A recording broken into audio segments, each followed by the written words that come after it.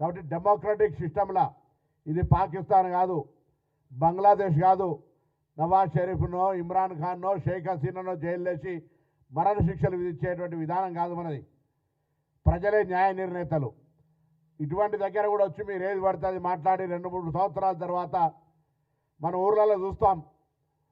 ఆ సినిమాలో కూడా సినిమాలో చెప్పిండ్రు, పిల్ల చూసినా చుట్టూ మొత్తం గలగల జనం, నీకు ఫుల్ జనం ఉంటుంది, గలగల పైసల సప్పుడు ఉంటుంది, ఒక్క ఈగ కూడా శరీరం మీద ఆలనియారని ఒక సామెత ఏదో చూసిన సినిమాలో ఏదో అది ఏదో సినిమాలో చూసినా అట్లా రాగానే ప్రజలను ఆకర్షించుకోవడానికి అబ్బు మళ్ళీ వచ్చిండు తోలు తీసుకురాట అంటే ఏమన్నా మేము పూర్తిగా it's democracy, the beauty of democracy. మేము డెమోక్రసీలో ప్రతిపక్ష బాధ్యత గల నాయకుడికి గౌరవం ఇచ్చి శాసనసభకు రమ్మంటున్నాం. శాసనసభలో నిన్న కూడా గౌరవ ముఖ్యమంత్రి గారు చెప్పారు, స్పీకర్ గారు కూడా ఎక్కడ కూడా పెద్ద ఆయనకు గౌరవం తగ్గకుండా ఉండే విధంగా శాసనసభ నడుపుదాం.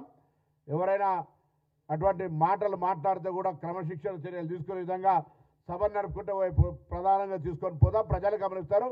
తెలంగాణ యావత్తు చూడాల్సిందే తప్ప ఎవరితో ఎవరు వికరణం చూస్తారని చెప్తుంటే మీరు ఇట్లా మాట్లాడితే పద్ధతి కాదు.